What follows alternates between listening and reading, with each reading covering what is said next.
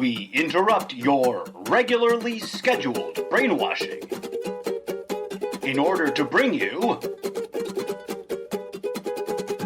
news. Breaking news. A special segment of the almost daily Zencast, focused on curious, quirky, and quixotic news items that you may have missed during the last 48-hour news cycle.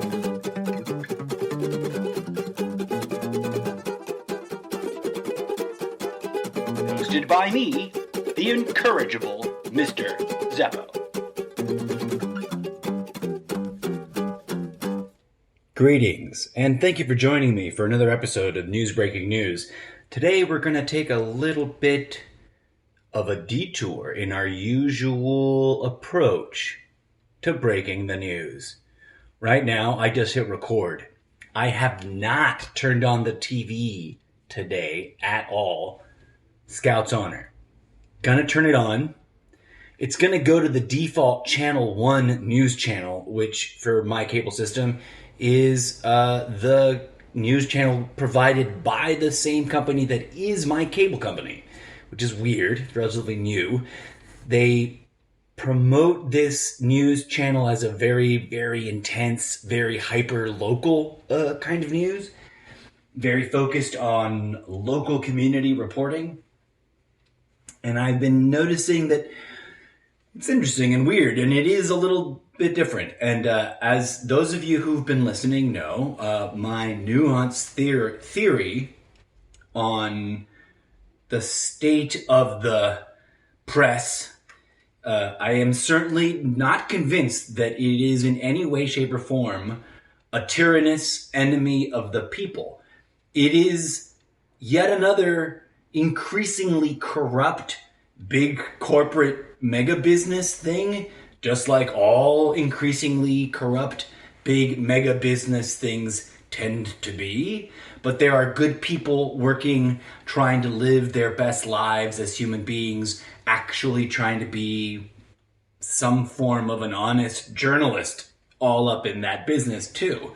It's a mix, because as I've been trying to remind people most of my life, nothing in the universe is absolute, except for perhaps some things that appear absolute, but that we can do a whole episode, a whole 3-hour episode, a 3-hour tour on what I mean by the difference between categoricalism, which would appear to be absolute, and then absolutism, which would be truly absolute. It's kind of like how right now it is correct to say that even Donald Trump has the right to legitimately invoke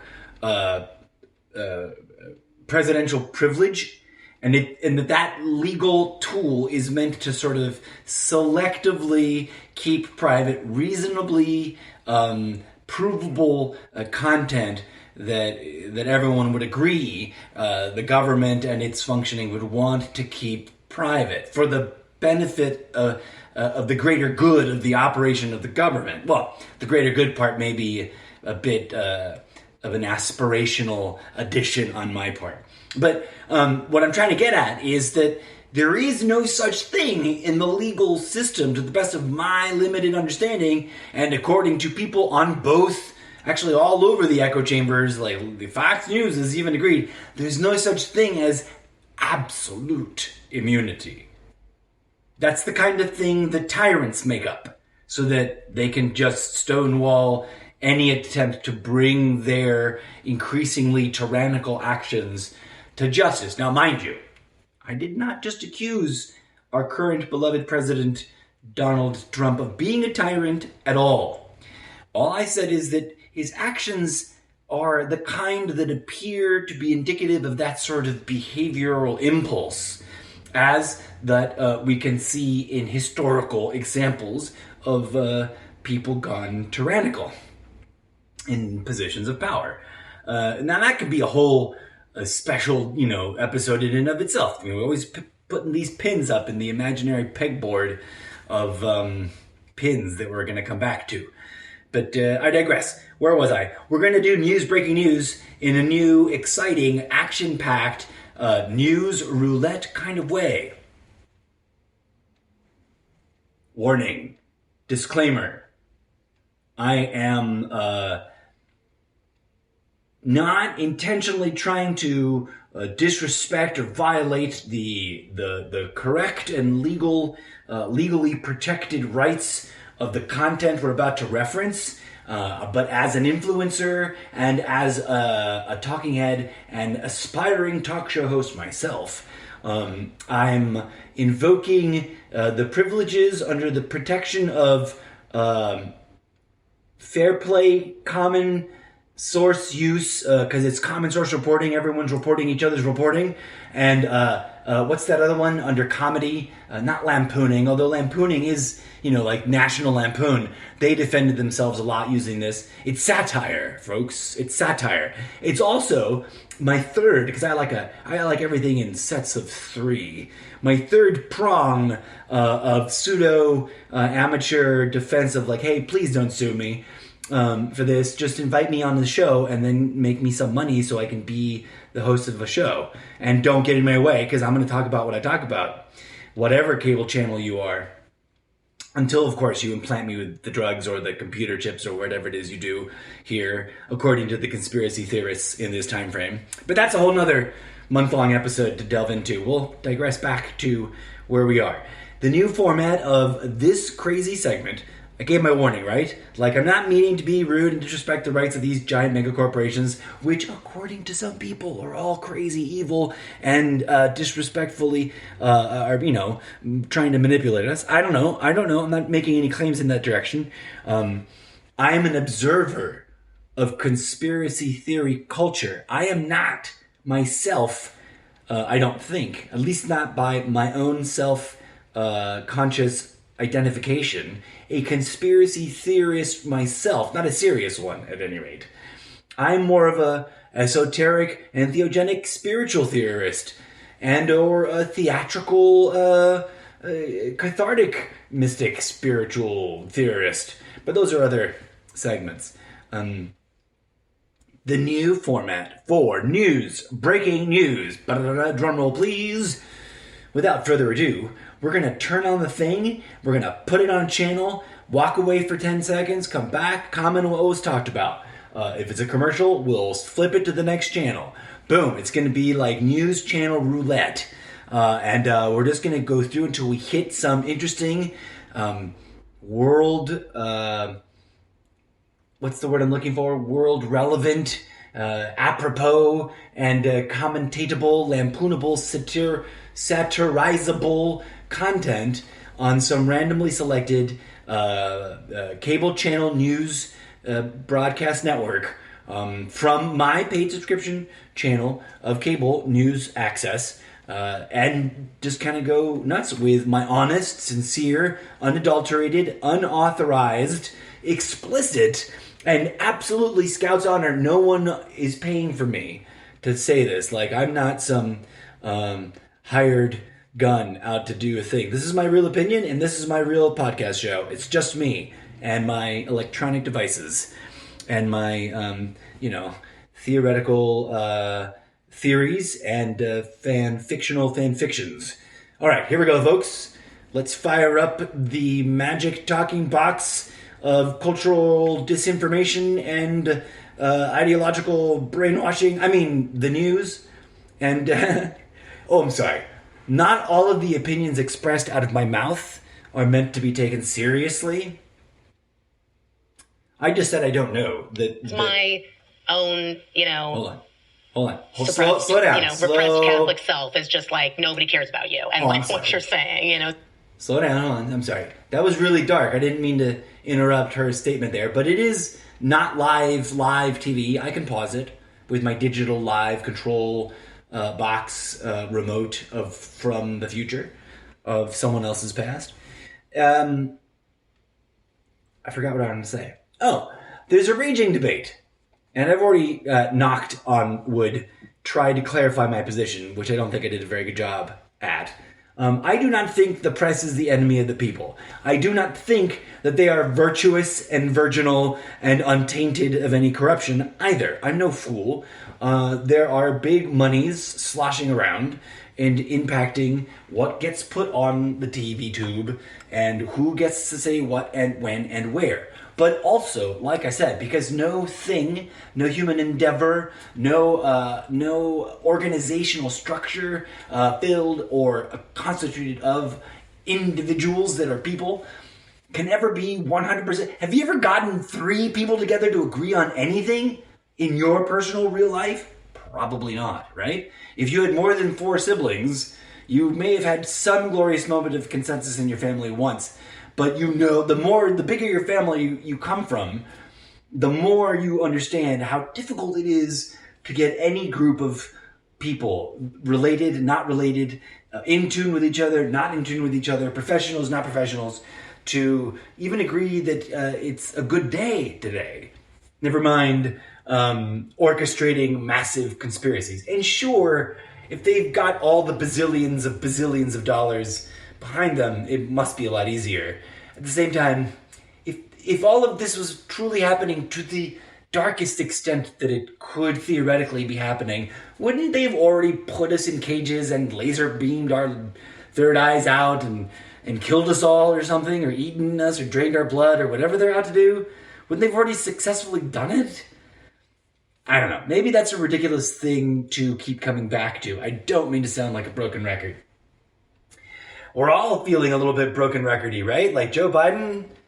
Before we even get to actual news footage, I just want to say that from warming up to this project the last few days, been checking into the news, wondering what I would say, kind of doing some, slapdash, half-assed improv rehearsals of like, what a weird thing to say on the news. Now I'm going to pause the show and talk about it. And wow, like Joe Biden, what the WTF with extra exclamation points. I'm not even going to go any further than that. Like seriously, dude. It's you. When both parties play the same kind of dog whistle games with minorities, everyone should wonder and question and doubt and poke and prod and not just roll over with a little bit of bite and snark about how, there's nothing to see here. It just doesn't make sense. Or does it? We'll have to all pin this back to one of these days. I'm really going to get around to doing my commentary on documentaries that you need to see if you haven't seen them yet. Whatever that's going to be called. I don't know if I'll do that as part of the irrelevant movie reviews, because documentaries are movies, but movies are not documentaries. And it's one of those catch 22 and a halves that's like, how do you fix that problem? I don't know. But I zoom back. In balance at all, we have to take the real people's words at their face value when they speak publicly, whether it's on this platform or that platform, whether it's an amateur idiot like me or a paid politician claiming that they are going to fight for this or help make this happen or do that thing or create that thing or build that wall or lock her up. We can only take them at face value to the best of our ability to take them at face value, and then try to confirm that, in this era of CGI, hyper-end technology and stuff, and I've kind of tapped into my paranoia about this, how do we not know that this is all already totally just all super deep fake, right? Then we just dive right into how do we know we're not already the Matrix? If we are already the Matrix, then somebody is Neo and unjacking us from the Matrix already, because that's how that works. Everything that can, could, should, might happen will eventually happen. Fractalism, look it up. So, spiraling out of control, digressing. Let's, on balance, just see what happens on the news. And hold the news accountable, right? If the news is there to hold the politicians accountable, who holds the news accountable? It's like that moment in the original Superman. Well, not really the original Superman, but what people our generation call the original Superman with Christopher Reeves as Clark Kent and that other guy that looks just like him but isn't him. No, I'm kidding. Christopher Reeves does some funny and, effective, very theatrical, very theater studies based character work to be sort of, a different kind of dude than when he is Superman. And there's this delicious moment in the movie, for those of you who are movie nerds, when he rescues Lois Lane by flying, he is flying as he rescues her and catches her because she's falling. And he's like, something like, there, I got you. And then she's like, you got me, but who's got you? Because, they've never met. And it's just a goofy, funny 80s movie moment. And if you've never seen the original Superman series, you're missing out. I know, right? It's terrible. Weird. And don't judge it just by the level of visual effects. Like, pay attention to the way the story's told. Vis-a-vis that, everything isn't explosions in these older movies. There's actually stuff going on. You're supposed to pay attention to that, not just, jerk off to the eye candy, folks. Okay, I digress. This is supposed to be a news episode, not a movie review episode. But I just wanted to, dip into that world because we're really going to hit the ground running with the pedal to the metal and a bunch of other sports analogies when we get going here this week with all those things. But now, let's tap into... Okay, so I interrupted this woman who was on, and I didn't mean to, right? It's not like I walked into a real room and told her to stop talking. It's just TV, folks. And to be clear, I take this all with a grain of salt, right? I'm here to be satirical and poke fun at and criticize the messaging and the echo chambering going on in our mass media. It's not as oppressively, absolutistly controlled as some would like you to fear, because those people are out to harvest the fear, etc. But that's a whole nother subject matter. Let's zoom in and see what's actually going on.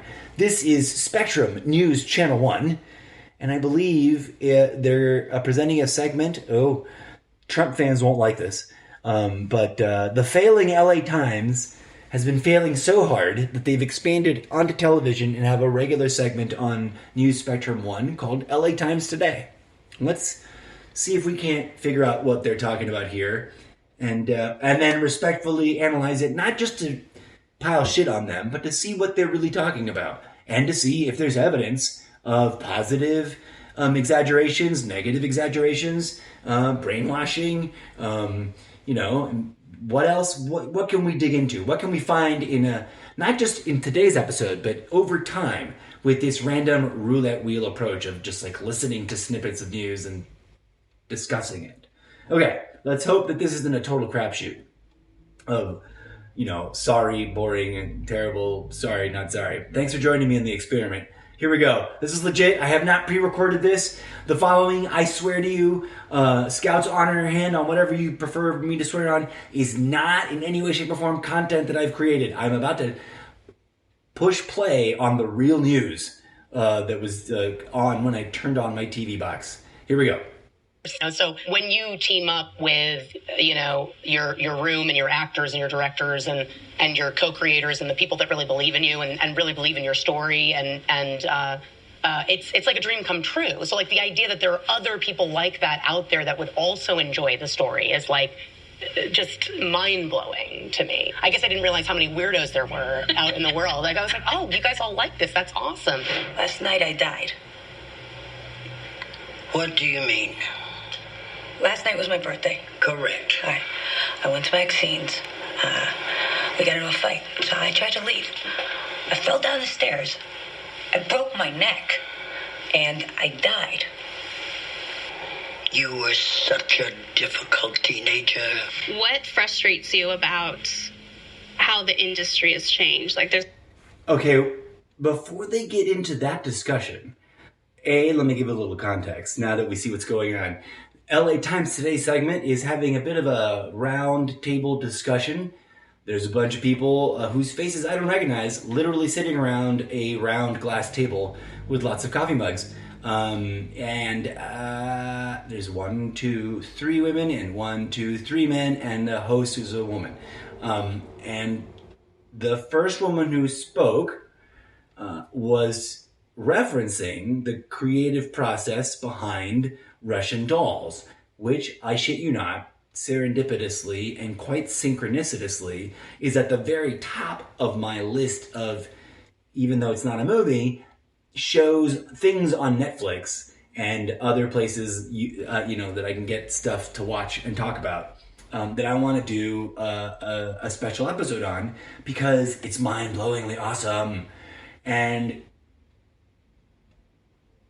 either it's part of a deep psyop to fuck with our heads and give us false hope in some sort of interesting, transcendent, multi-dimensional, alternate possibilities in the universe, probability waveform functiony sort of approach to how we experience reality, which is, as those of you who have been listening to my podcast on and off for more than a year know, something that is totally up my alley. In regards to how I postulate, theoretically, the universe might operate, and thus give us hope in terms of confronting the evils and the obstacles and the horrible things in the world, right? So, wild. Crazy that that's on. I swear I didn't pick it. I swear, it's crazy to me that it's on. It may not be very meaningful to you that it's on, but I honestly and genuinely endorse that show, and I don't consume a lot of television content.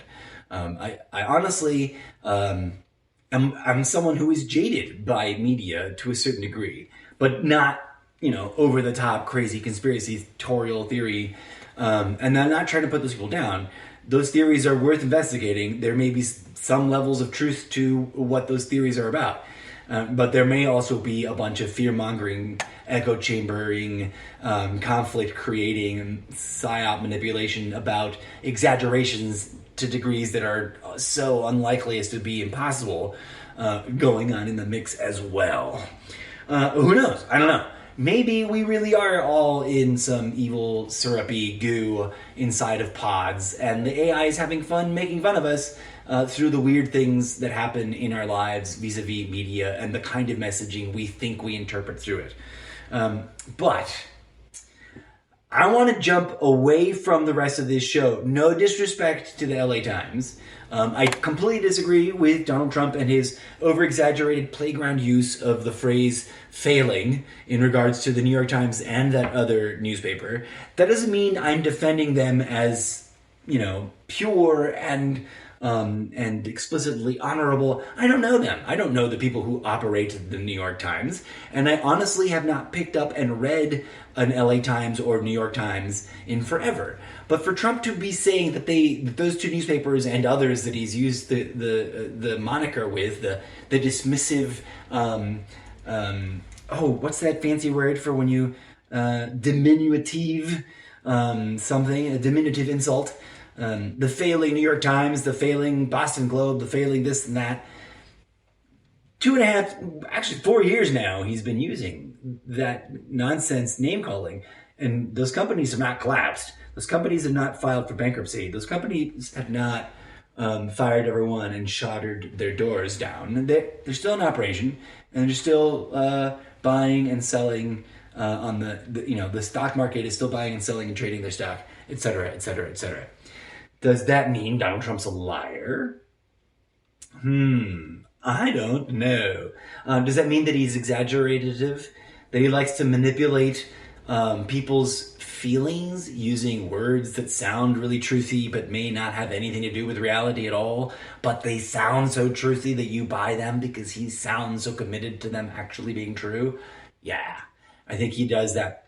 I think he does work that kind of word magic. What does that have to do with Russian Doll? Absolutely nothing. Watch Russian Doll if you haven't yet. But we're going to bounce away from this channel and come back to it some other time and see what the fuck else might happen. Because this is sort of like the bibliomancy game that I play in unauthorized and explicit readings. This is going to be like a fun roulette wheel. What happens next? When we just flip through channels interestingly and find out that, sometimes things seem to make connections. Sometimes you're not. Sometimes you feel like a nut. Sometimes you don't. Okay, let's go to be fair and balanced. Boom. Let's start with the Laura Ingraham show. Oh, I'm sorry, the Ingraham angle on Fox News. See what's going on there. I mean, you got to realize what they could have said today. If they would have struck down this memorial, I mean, if you strike down this memorial, you got to go into Arlington Cemetery and take down the large crosses in Arlington. You have to go into every community of every state of this country that have religious symbols and images. The religious cleansing would have been, I think, breathtaking. And instead of that, they went the other direction. They said, look, this approach we've been using for 50 years is really not working. It's causing the government to be hostile to religion. That's why nativity scenes, veterans memorials with crosses, menorahs, everything has kind of come under attack. So you think we're moving in the direction, there was the Lamb's Chapel case when I was clerking for Justice Thomas, but you think we're moving in a direction that is going to be more hospitable to all religious expression? Because that's my concern, that going forward, you won't be able to do a cross like this because it's new, it's not like belongs in a museum, or it's been around for a long time. No, I don't think so. I think some people tried to read what was said in the opinion today as it's only if it's old. The ones who don't trust the court, like me. But I think Gorsuch and Thomas kind of came back in a concurrence, and they said, no, we're saying that if it's something that we've been doing since the beginning of the country, like praying before meetings, etc., that is long-standing, even if you just started it this week. Yeah, Justice Ginsburg, in her dissent, she read it from the bench, and they don't usually read them from the bench, so that means they're pretty upset. Just as the Star of David is not suitable to honor Christians who died serving their country, so a cross is not suitable to honor those of other faiths who died defending their nation. Sotomayor joined her. The dissent claimed that by having the peace cross on a public highway, the government elevates Christianity over other faiths, over other religions, and over non-religion. Well, that's pretty much, we were just at Normandy. Why would those crosses, even on the gravestones, be acceptable, or in in any other depiction? Well, under this approach, you just tear all the... I gotta fact check them right now. I could be wrong, but if memory serves, at Normandy, you get the religion that you are on your gravestone. And that at most World War II memorials, if you were Jewish, you got your Jewish symbol. If you were Christian, you got your Christian symbol, etc. And that, yes, there was an overwhelming number of Christian crosses at those things. Forgive me, I don't mean to be disrespectful. At those memorials, at those places of internment. I'm going to edit the shit out of this because I'm stumbling over my words here.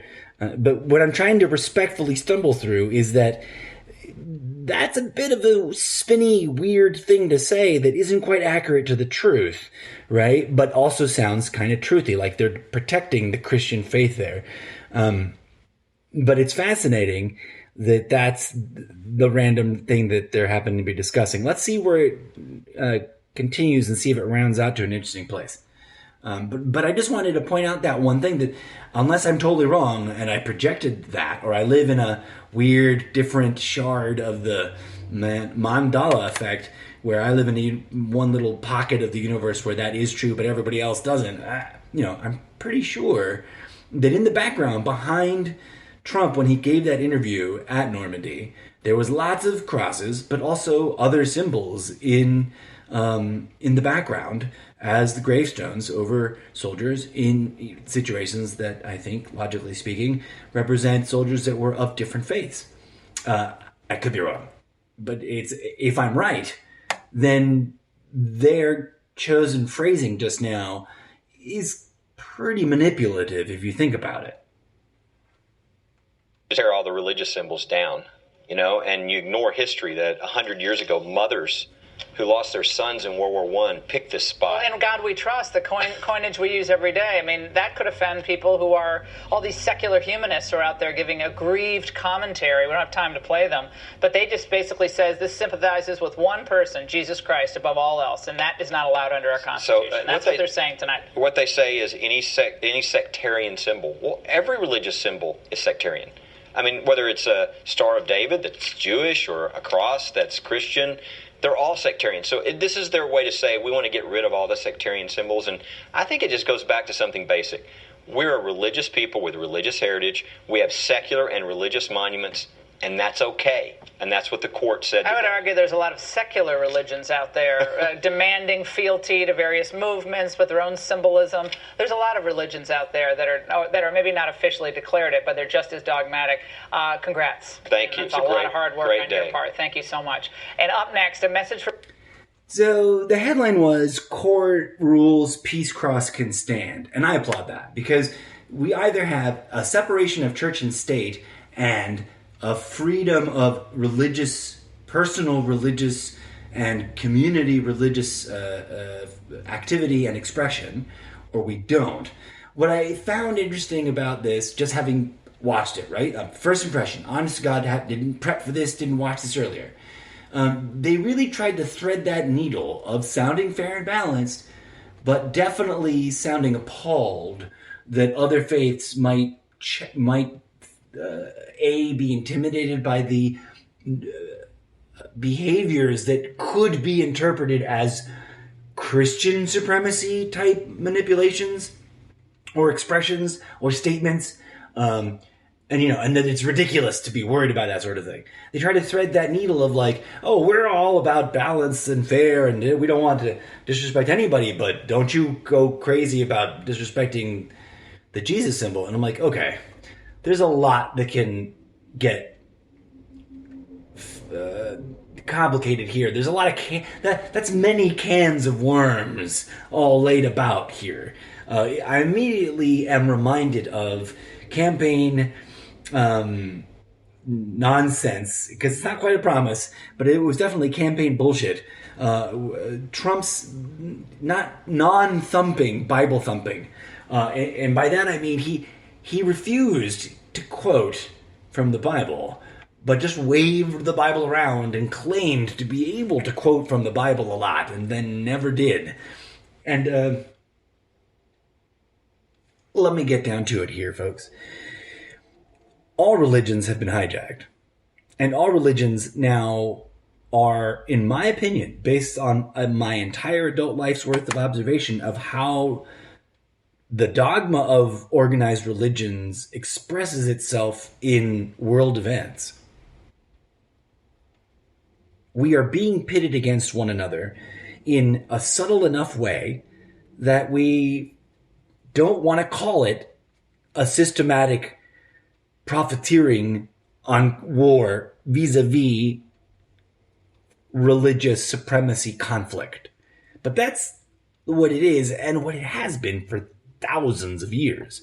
Thousands of years. So it's not about the United States and whether or not it is a Christian nation or it is a pluralist nation. Are we supposed to be coexisting with all the religions when we say religious freedom in America? Or are we really just saying, get the fuck off, we just want this one religion, and it's some weird derivative, watered down, wishy-washy, greedy, money-grubbing, gun-loving, foreigner-hating, kick you when you're down, not really going to help you, poke fun at everybody, and encourage violence and war version of something that can be called an approximation of Christianity. And I do not speak those words lightly, and I hate to offend anybody. I love human beings, period, full stop. Even this delightful human being on the news, I have unconditional love for. And I deeply respect and admire people of faith, individuals who are raised and grew up in whatever articles of faith and found a way to see the light entangled in the bullshit. But what I do not do is abide by the inaccuracies and the malarkey of that which has been hijacked, and those who do not understand that they're just repeating scripted nonsense, right? Like, I've done enough research. People say they do research. I mean, I've read through books that the Catholic Church would have rather you didn't read, which is why they don't make them popularly available. You know, I've dug into the wheres and the whys and the whens and how they changed the church slowly over time away from a truly spiritual message that taught us various practices that helped heal and empower and enlighten the human species as a whole, to this arguing, bickering, completely mutated and impossibly inverse opposite of what the founding individuals spoke of, right? The people who started all the three religions that we know of as the big three organized religions, they were not people who wanted you to worship them. They were people who taught you how to practice unconditional love and forgiveness in order to heal. That's what I got to say about that. So, arguing about the symbols, remember in the Bible when Moses comes down from the mountain with these words written in stone by God with magic lightning fingers directly onto the stone? And what does he find the people doing? He finds them down below, very distracted, partying, inebriated, and worshiping a golden calf, an idol, a statue. Now, that story can be analyzed many different ways. And there are arguments in multiple directions for what the calf represents, what the golden calf is. There's some that are nefarious and some that are, supposed to be the opposite of nefarious. But if we try to go Akram's razor with it and really pull back away from, it doesn't matter what the calf means, if the point of the story actually is being distracted by shiny objects versus paying attention to the guidance that's coming from the obviously divine place, as improbable as it may be, and understanding the difference between those two symbols, because they're all symbols in this crazy symbolic reality that we exist in, then we can probably get to some agreement that perhaps one of the ways of interpreting the story is that we need to set down our attraction, our fascination with the shiny objects, and maybe sort of clear our heads of all the distractions and pay attention to the most authentic and direct version of whatever message the divinity we all seem to love to argue about is actually trying to give us, instead of play this interesting and very manipulative game of, well, it's not our religions that, at fault, it's your religion that's at fault, etc. Let's see what's going on in another channel.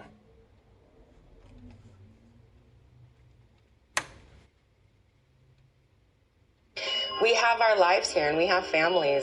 I believe that we need to have a beautiful environment, but what people don't get is coal got us where we are. Climate change is real. We might be not leaving anything for our children or grandchildren if we're not careful, so we have to address it. We got to address climate change, and we got to do it now. And we actually are at the point now at a country where maybe it was lip service 30 years ago, but if we're not taking immediate and durable action now, the America that we're going to give, and the world that we're going to give to our kids and grandkids, is going to be the America we live in. Okay, wow. So from arguing about religious symbols to the climate change pollution debate, I'll be straightforward on this. Regardless of which side of the argument you think you fall on, I can assure you that if you're busy fighting about it, you've been sucker punched into falling into one of the many ego trap seduction distraction tools that is part of the psyop that is overlaid on top of the reality that is the real concerns of pollution and climate change. So there's the real life issue of all the toxic shit we've pumped into our water and air and scattered all over our fertile ground. There's no denying that that's a real problem, and that we continue to outdo ourselves in how much toxic shit we poop out everywhere as we chase this imaginary thing we call profit. The problem, in my humble opinion, if I may, is that everyone's arguing about everything and the kitchen sink And none of us are really capable of doing anything more meaningful than very limited stuff, right? That ultimately does not achieve the requirements, does not achieve the necessary amount of reversal of this toxic course we've been on just in the last 150 years. And we seem to, although there's lots of ideas and there's lots of inspiration and there's lots of positive things coming out of the debate, there is this standoff that perpetuates a distractionary amount of inertia that prevents us from having already reached, beyond sustainable and into regenerative sorts of modalities, where instead of worrying about preventing it from totally falling apart, we're now really building new levels of whatever we would call it, that be beyond green, right? And I humbly propose to you, friends, that one of the obstacles in our way is that we aren't collaborating with our strongest partner on this matter, on this issue. We are all running around, expending lots of energy, burning lots of fuels in every action that we take, tragically, even just to record this message and then get it into your ear holes. Every part of that process was toxic as fuck, probably. And I don't want to think about it, right? Neither do you. So, and we're expending a lot of effort, emotional effort, spiritual effort, well, maybe not so much spiritual effort. That's my point. I don't see, and I could be wrong, I could be missing out. I'm sure that I'm not as tapped into the more intense communities of really hardcore, serious spiritual practitioners because I'm not at that level of mastery, right? So I don't know what they're up to. But to the best of my limited ability to survey the social landscape, it seems to me that perhaps we could be really reorganizing our efforts around figuring out a way to openly, organically, genuinely, spiritually connect to the one partner in this whole clusterfuck of disaster that might be the most powerful tool to save ourselves, the most powerful teacher to learn what can be done, the most powerful facilitator in doing that which needs to be done, and the most undebunkable authority in what's actually happening and how to actually solve it. And who or what is this ultimate authority? It isn't any of the three organized religions' little waffle pancake flattened down cartoon version of God, because all of those ignore the feminine divine. It is Mother Nature herself, the womb, which we insist on destroying for money, the fruit that is the very seed, tree, flower, fruit cycle of womb bearing that is life. She is humbly and patiently and furiously waiting to be recognized again. She is the most patient of caregivers. She is the most loving of nurses. She is the most bountiful of providers. And yet we have been nasty, bratty, willful, insolent, blind, stubborn, greedy little children. And we have demanded, insisted, and suicidally persisted and pervaded in gnawing on her bones for the sheer imaginary pleasure of counting dollar bills about it. If we want to change the world, perhaps we need to change the perspective that defines what the world is a little bit. Reinvestigate how the world operates a little bit so that we reconnect to that about the world which is actually alive and conscious and waiting, wanting, willing to help us heal. Powerful enough to do it at a level that we won't get around to doing it without realizing that she is us and we are her. And that's what I got to say about that, folks. And I don't know about you. I've been accused of being brainwashed by the news media, but while they may talk about climate change and how real it is in the face of the Republicans denying it, I don't hear nobody on TV talking about Mother Earth being the key to our transformative healing that will help us not fix the problem, but rather grow past the need to be the cause of the problem, and therefore allow us and our whole family of life on this womb we so objectively call a planet to recover from the toxicity and abuse and trauma that we've inflicted on it for the however long we've been inflicting it. All right, let's pop one more channel, right? We've been going 45 minutes. One more channel, let's see what happens.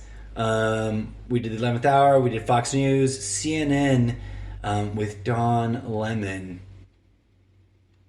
His way through a bunch of objections, and as soon as she responded with her answer that she found it odd, her lawyers objected to her explaining what she meant by odd. I think what she was trying to convey is how odd the campaign was, Don. I think if they just came forward and testified, they really didn't know what they were doing. It was a branding operation, and they were hopeful of winning, but they had no real organization. They'd have been better off just telling that flat-out truth. I would add to John's good point that part of what's odd, knowing Hope Hicks and Corey Lewandowski, having covered them for a couple of years, the idea that President Trump was suggesting to Corey Lewandowski, a former campaign manager who he threw overboard during the campaign, that he would be the one to go to Jeff Sessions, the Attorney General, to suggest unrecusing, as if that's something that's sort of normally done here. I mean, Hope knows Corey quite well, and the notion that that the president was going to send Corey to deliver a message. All right. One of the magic powers that Donald Trump has is the ability to just coin things that sound plausible. Coin terms. He makes up concepts that are disastrously fake and not real, but tragically resembling very closely something that might very well be. Earlier in this particular recording, I talked about how there's no such thing as absolute immunity. I could be wrong, and I'm not just parroting the left-wing echo chamber media. I tried to go and find that, and I couldn't. There's no like definition for absolute immunity, like other than the idea of immunity, which is absolute. And I rambled at you all already about what I think about absolutism. If you haven't listened to any of that yet, put a pin in it for now. You'll catch up in a minute. So there's no such thing as absolute immunity. What was the other thing that he made up recently? That it was just like, no, Donald, that's not how it works. You cannot, I'm looking at the thing. You cannot unrecuse yourself after recusing yourself from a legal matter. Like that, to the best of my understanding, that doesn't happen. The Trump team, whoever came up with that, whether it was Donald or one of the kids, just added the prefix "un" to a word that categorically in the dictionary has never had it, I don't think. I could be wrong. I'm not a legal expert. But I don't think there's any existing legal precedents, examples of someone having done this before, therefore making it an acceptable norm because it all worked out great. That's what presidents are. Not president like the president in office, but, precedent example. He has set a new precedent in his behavior, as an example. Some people don't know those are two different words. And therefore, the news gets really confusing about how they talk about the president, because then they think they're saying that the president just set the president. I'm like, I've confused myself for not catching it, right? And so I like to remind people in case they forgot or don't remember or aren't aware. I digress. So, of course, you have to acknowledge, and it's interesting that she didn't catch herself, because she otherwise apparently, Miss Hope Hicks, did a really great job of stonewalling the other day with that interview and that walk down that hallway. She looked like she was up on a New York catwalk fashion model, stage with thousands of other fashion models and, a million cameras. And that you had to always look like you were the only one being admired by the audience.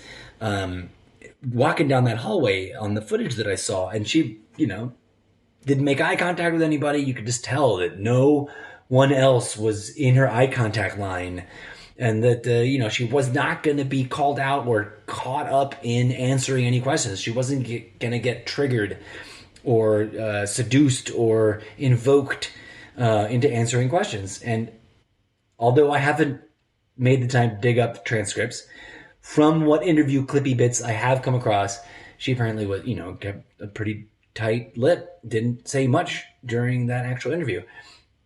The problem is this. While that might be an interestingly, provocatively, somewhat successful half-assed tactic in the short to midterm for the president, Mr. Trump, not the presidency, the office of, the lack of precedent, example, in the past of this successfully being done and accepted as norm or normal is going to make it something that anyone that doesn't approve or think that it should be allowed to challenge in a court of law, which is exactly what I'm sure is already happening. If there aren't already 1 or 2 or 3 different challenges to this, I'd be really surprised. And that it's going to drag on, and eventually some higher order court is going to drag anybody and everybody that try to invoke this imaginary Trump absolute immunity. Now, if I'm wrong, I'd love to be reminded of or shown where in the law, whether in the Constitution or otherwise, it says absolute immunity is an absolute right of the president. I don't know that any such law exists in any such framework that would,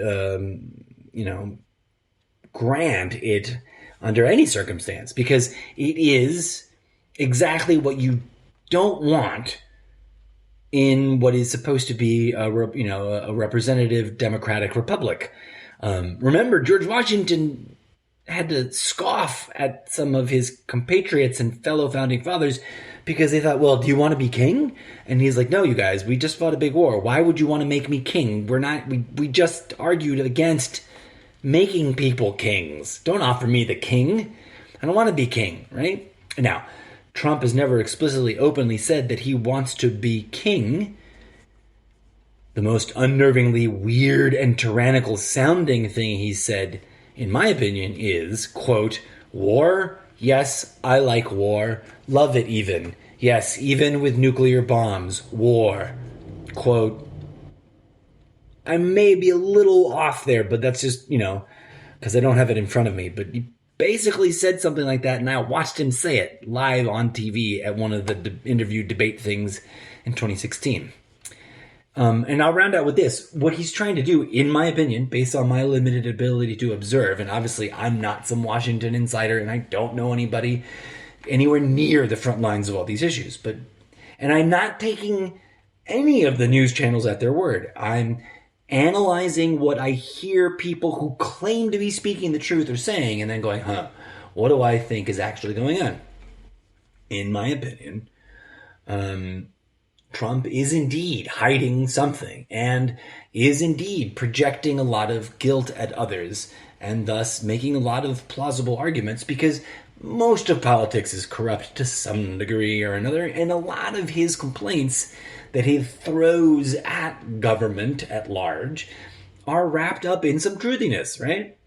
Because that's one of his superpowers, to wrap up a nugget of truthiness with some various levels of increasingly bullshittery to convince you of something that, on the whole, is not actually true.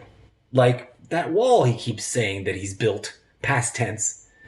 He's built no such thing. Already explained that in another episode, I do believe. But I digress.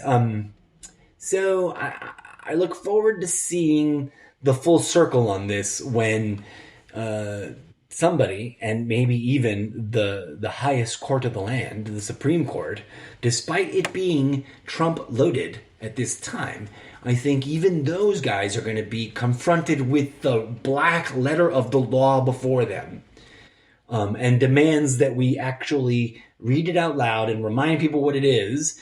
We'll have to deny any claims of, quote, absolute immunity. And then people will be forced to testify in the ways in which our crazy and not perfect and often quite corrupt system of government has, which affords, investigatory bodies of government to coerce testimony. That's normal. And it's great that they're investigating. And I love it when they investigate the investigators. And we should hold everybody accountable. The left and the right. And all the people in the middle where we don't even know what their affiliations really are. My point is always to come back to what are they distracting us from? It sounds silly and simple. But ultimately, it's the most effective thing to prevent yourself from being distracted. In my humble opinion.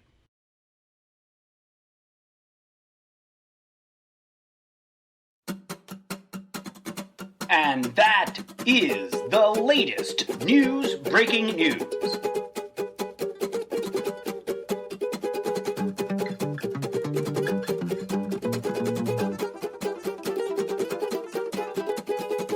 We now return you to your regularly scheduled brainwashing.